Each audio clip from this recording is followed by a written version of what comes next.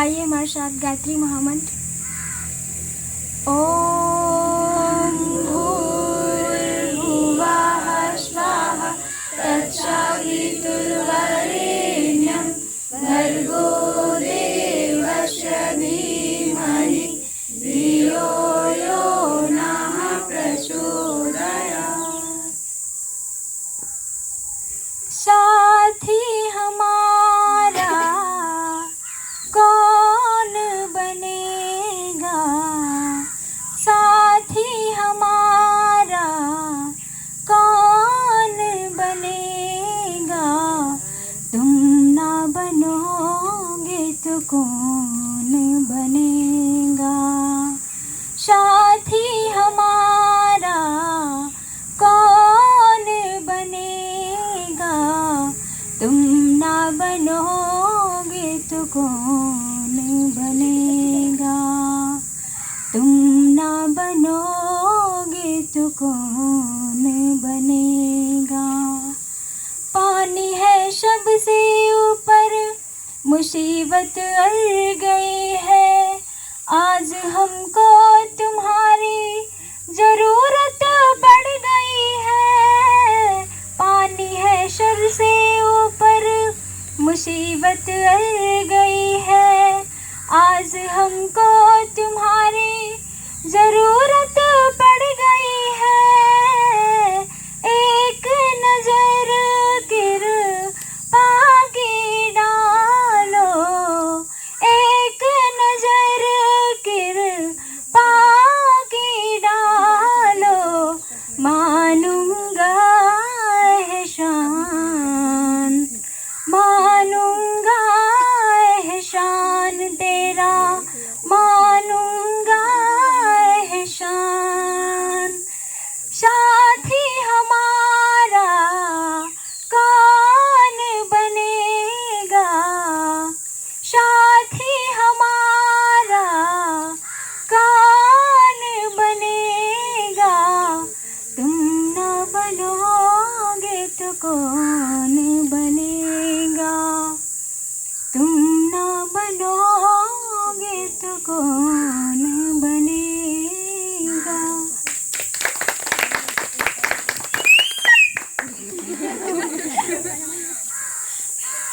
आइए हमारे साथ साथ गायत्री तत्सवितुर्वरेण्यं भर्गो देवस्य धीमहि धियो यो नः प्रचोदयात्।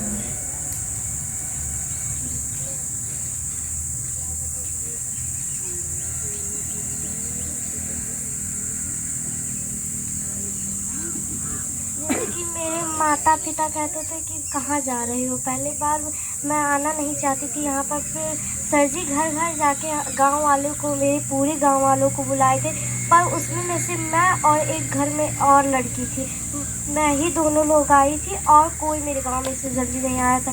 फिर कुछ दिनों बाद हम सबको बटोरे, पर कोई आना ही नहीं चाहता था। यहाँ पर कहते थे पूजा पाठ होता है और कुछ पढ़ाया नहीं जाता, पर मुझे ऐसा लगता है कि यहाँ पर पढ़ाया भी जाता है और पूजा पाठ भी होता है। और मुझे पूजा पाठ में इतना मन यहाँ पर लगने लगा कि मैं यहाँ से दूर जा ही नहीं पाती। मेरा मन नहीं कहता कि यहाँ से घर पे चली जाऊँ मैं।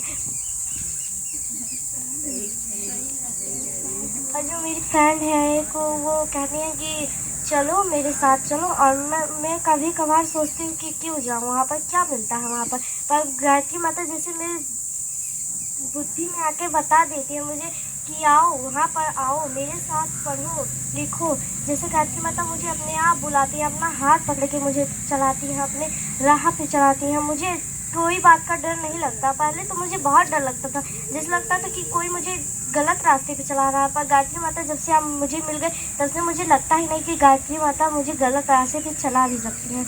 और मेरे घर वाले भी कहते हैं ये सब क्या कर रही है, पूजा पाठ में क्या लगता है, पूजा पाठ में क्या मिलता है, ध्यान वान तो मिलता नहीं, तुम सबका काम वाम को तो करना नहीं रहता, खाली जाओ पूजा पाठ करके चली जाती हो।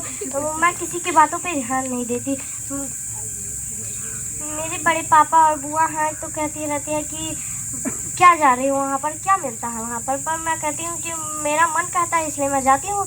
और मेरी मम्मी कहती है मांस मछली खाया करो, तो मैं कहती हूँ उसमें नहीं, थोड़ा सा भी मुझे नहीं इंटरेस्ट है और मैं ना खाऊंगी उसे।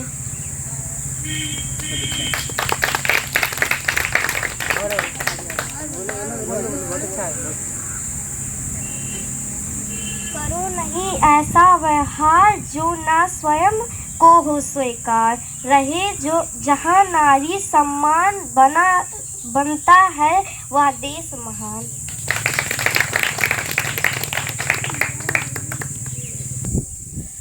ओम भूर्भुवः स्वः तत्सवितुर्वरेण्यं भर्गो देवस्य धीमहि धियो यो नः प्रचोदयात्।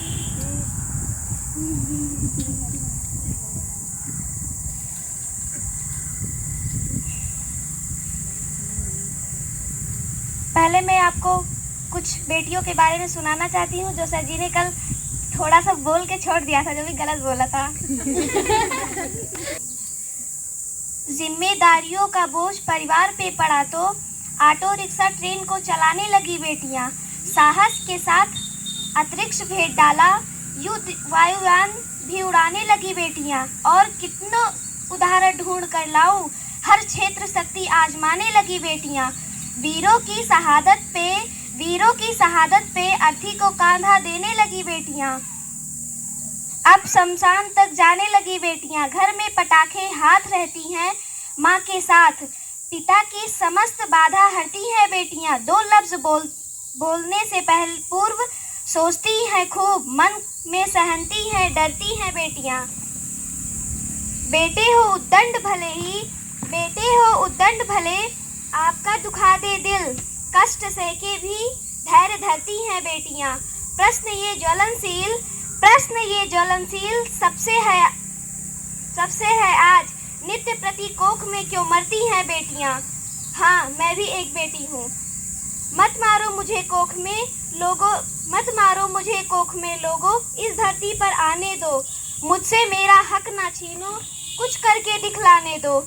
पढ़ लिख कर परिवार में भी यूं ही सम्मान बढ़ाऊंगी, बेटी हूँ तो क्या बेटों से ज्यादा फर्ज निभाऊंगी। माना कठिन है डगर मेरी,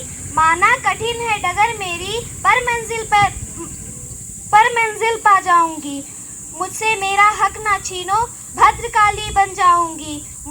मुझे बनाया परमेश्वर ने, मैं भी रास दुलारी हूँ, सुनो जरा कमजोर नहीं हूँ। धधकती हुई चिंगारी हूँ, छुओ मत तुम जल जाओगे, मैं दुर्गा मैं काली हूँ, झांसी की रानी भी कह सकते, मैं गायत्री माँ की प्यारी हूँ।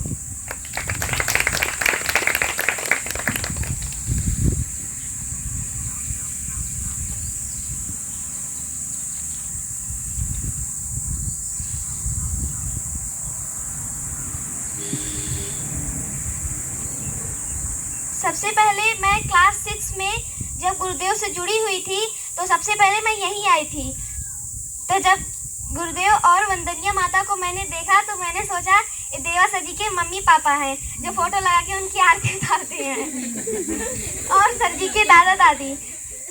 तो मैं तो पहले बहुत भावुक हुई कि इन दोनों की पूजा क्यों होती है। फिर उसके बाद जब यहाँ से लौट के गई तो सर जी धीरे धीरे हम लोग को कुछ उससे रिलेटेड बातें बताना शुरू कर दिए और मुझे बहुत अच्छा लगा। जब से क्लास 6 से मैं जब सिकंदरपुर गई थी तो मैं वहाँ अपने आप को एकदम समर्पित कर दी थी और मैंने सोच लिया था मैं आज से गुरुदेव का ही काम करूँगी। बट उनके विचारों पर नहीं चल पाई क्योंकि किसी बात पे मुझे भी बहुत गुस्सा आ जाता है।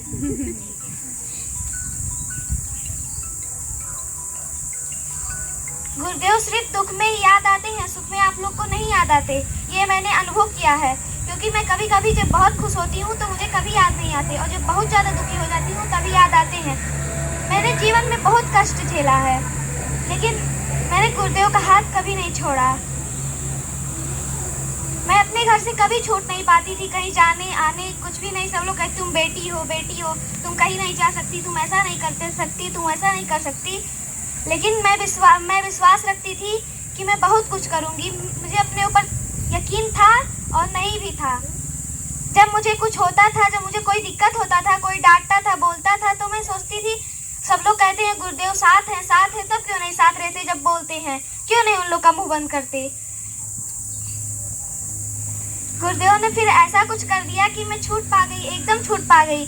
मैं पूर्णिमा दीदी के घर चली आई, फिर वहीं मैं रहने लगी और यहीं से मैं गुरुदेव का काम शुरू कर दी।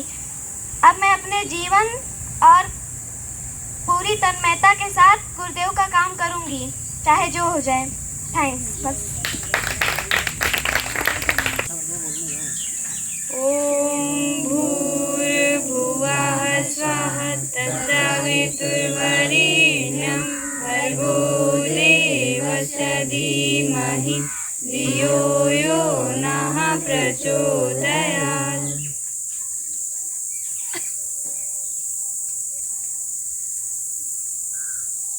जैसा कि हम सब आज इतने दिनों से 9 दिन के शिविर में आए हैं, तो हमें तो सबसे पहले अपना यहाँ आने का प्रयोजन क्लियर होना चाहिए कि हम आए क्यों हैं।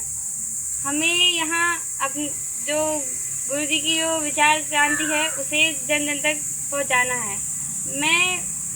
मेरा जन्म तो एक गायत्री परिवार से जुड़े परिवार में ही हुआ है, तो मुझे तो उतनी कठिनाई नहीं हो रही है अपने परिवार में, लेकिन जो लोग ऐसे एनवायरनमेंट में नहीं रहे हैं उनके लिए बहुत कठिन है अपनों को समझाना, अपने पेरेंट्स को कन्विंस करना और अपने दोस्तों को समझाना।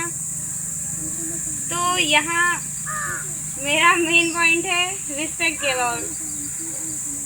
के बारे में। तो हमें गुरु जी का काम भी करना है, लेकिन जो हमारे आसपास के लोग हैं या फिर जिनको भी हमें उसमें इन्वॉल्व करना है उनका पूरा सम्मान करते हुए, उनकी भी विचारों का सम्मान करते हुए अपने विचारों को पेश करना है। और एक चीज़ मैं यहाँ सभी अपने भाइयों और बहनों को बोलना चाहूँगी कि आप ये जो काम कर रहे हैं वो तो कीजिए, लेकिन अपने अंदर का जो भी स्किल है, जो भी आप जानते हैं, जैसे भैया को योगा आता है, दीदी को गाना आता है, कर्मकांड आता है, पढ़ाई में अच्छे हैं, तो आप अपने स्किल पे बहुत ज़्यादा वर्क कीजिए, क्योंकि सबको लगता है कि यहाँ आने के बाद हम लोग एकदम से साधु महात्मा ही हो जाएंगे और जो भी हम मतलब उतने अच्छे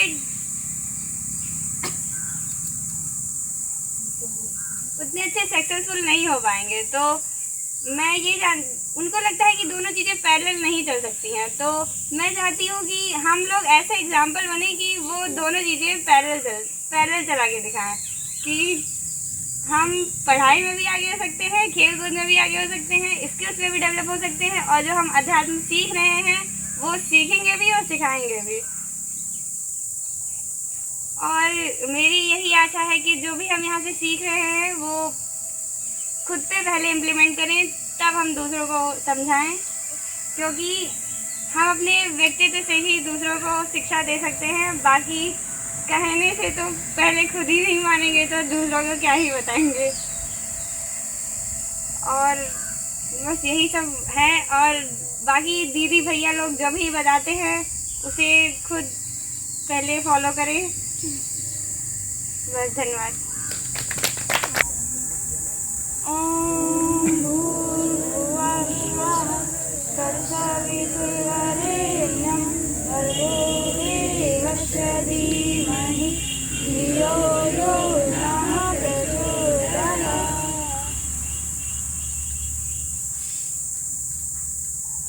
मैंने बहुत दिन बाद जो माइक पकड़ी हुई है तो मेरी जो धड़कन बहुत तेज हो गई। मैंने सिर्फ अपने स्कूल में स्पीच दिया इंग्लिश का, तो वो भी जल्दी जल्दी बोल के भाग आती थी।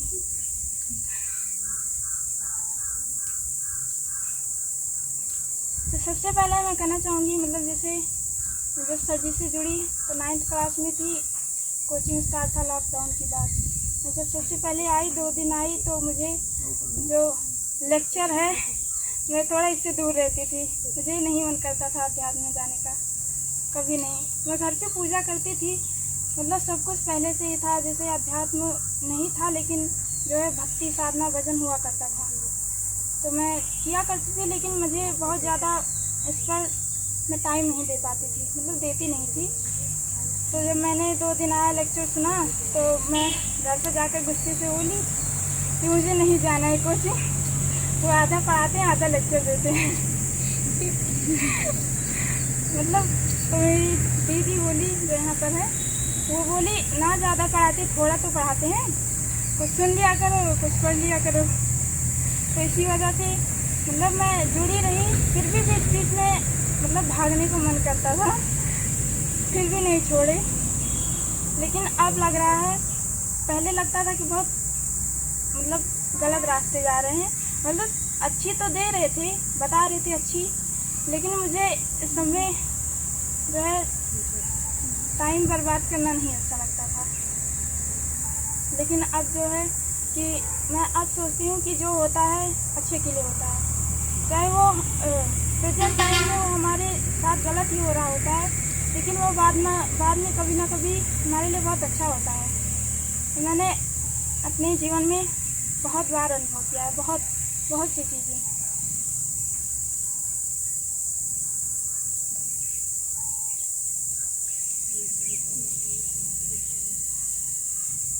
जैसे सर जी बोलते हैं कि ये जो सद्विचार सद्बुद्धि है, ये जब मैं तो अभी फ़िलहाल अपने ऊपर बहुत मेहनत कर रही हूँ, अपने आप को सुधारने की बहुत कोशिश कर रही हूँ, क्योंकि मुझे बहुत जल्दी गुस्सा आ जाता है। इस वजह से मैं अपने घर वालों को भी नहीं जल्दी समझा पाती, क्योंकि जब मैं ही खुद अपना जो है आदत नहीं सुधार पाऊँगी तो मैं दूसरों के क्या बताऊँगी। तो फ़िलहाल मैं अपने में सबसे ज़्यादा सुधार लाना चाहती हूँ।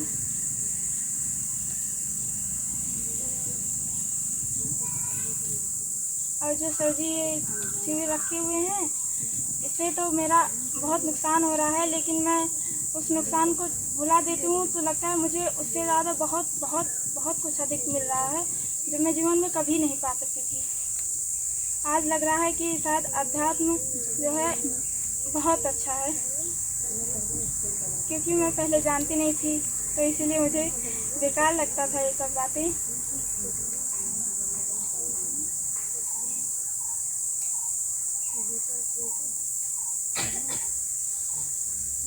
आज सर जी जो कुछ कर रहे हैं उस पर जो है मैं पिछले 3 साल से जुड़ी, मैंने अपने अंदर बहुत सारी चेंजिंग देखी। मुझे खुद ही नहीं विश्वास होता, मतलब मैं इतनी कैसे बदल सकती हूँ। मैं खुद सोची हूँ कि मैं पहले कैसी थी और मैं अब कैसी हो गई हूँ। इतनी सारी चेंजिंग और कभी संभव ही नहीं होता था। जैसे पहले लगता था कि मैं कर ही नहीं पाऊँगी, लेकिन अब सर जी से जुड़ने के बाद मुझे लगता है मैं बहुत कुछ कर सकती हूँ। सर जी ने इतना विश्वास दिला दिया है कि जीवन में हम जो भी कोशिश करेंगे वो हमें पक्का मिलेगा। तो बस इतना ही।